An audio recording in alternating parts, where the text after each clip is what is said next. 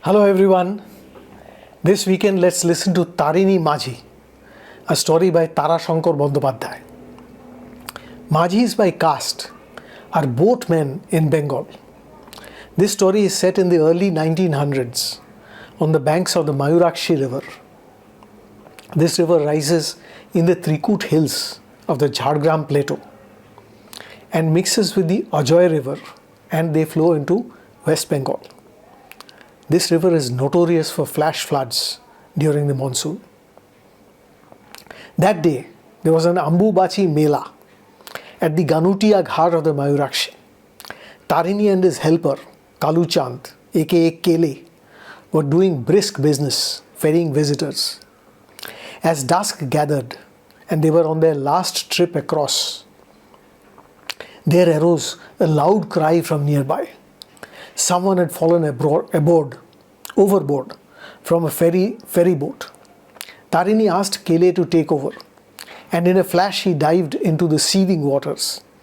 From either shore they could see his head slicing through the water gracefully as the drowning person surfaced once and then went under. Tarini dived and soon broke water, holding a limp form in his grip. He made for the shore, swimming with one arm. It was a 14-year-old newlywed bride from the affluent Ghosh family. She had lost her grip on the railing of a boat as it rose in a swell and had tipped over. She had swallowed some water but was otherwise fine and had recovered by the time her husband and father-in-law arrived panting. "What do you want, Baba Tarini?" asked Ghosh Mahashay. Tarini scratched his head and said, "Hujur, a handi of wine, 8 annas." "Ask for something better, you fool," egged on the onlookers. "Hujur, a nose ring for Shukhi, my wife." The bride, who had recovered, removed the knot from her own nose and held it out for Tarini without removing her ghungat. "You will get a dhoti and a sari this puja," said Ghosh Mahashay with a gesture of benediction, "and here is 5 rupees. An old hag in the crowd shouted, "We haven't seen your wife, Tarini. She must be quite something, eh?" No, she is dark and ugly," Tarini threw his answer into the crowd. Tarini got home late that night, fully drunk. Tottering up the steps to his thatched hut, he called out to Shukhi, a song on his lips. Shukhi came out, accustomed to all this, and went inside to serve food to her husband. But Tarini called out, "See what I have brought for you, Shukhi," and he fumbled at his waistband till he got out the knots. Shukhi was overjoyed. She ran to get the mirror to put on the knot. As she put it on, her face suffused with happiness. Tarini had told a lie that evening. Shukhi was a dark, lithe, beautiful girl with a simple grace of her own, and she was the apple of Tarini's eye. Life moved on for these simple poor people who lived on the very edge of existence. The Mayurakshi provided them with living as boatmen, and just as the river fertilized the banks with its rich alluvium. Summer came around, and the river dried to a trickle. Tarini's income too dried up. Only a few paise for ferrying bicycles and trunks across ankle-deep water. Tarini and Kele repaired their boat, but the caulks would not hold in the dry heat of the blistering sun. There was hardly any rain by the end of June. Early July saw heavy showers only for a couple of days. The river rose to knee-deep, and then the dark clouds vanished, and it was back to a trickle. By end July, the drought spelt disaster for the villagers. Settlements started emptying as poor peasants who were unable to sow began to migrate to Asansol and Bardhaman in search of work as daily labor or as beggars. One day Tarini called at Kele's hut and found the door ajar, empty inside. He came home and asked Shukhi to pack whatever they had in a box and a bundle. They too would leave for the city. Anything was better than this growing hunger. The north? Where is the north? He asked her. How do you think we were making our ends meet?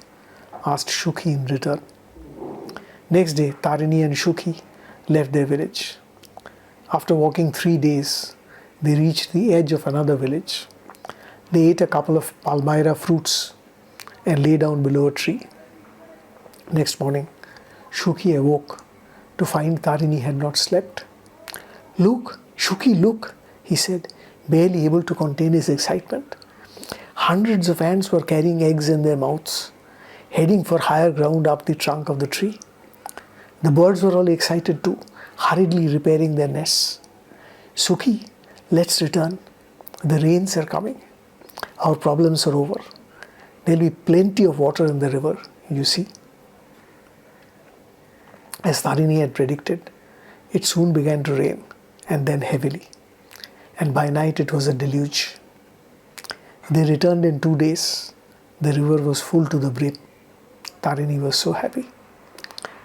Next day morning, Tarini left for the river bank to tie their boat to a higher mooring. As he returned mid-morning, he could hear a distant roar of rushing water that grew louder as it came closer.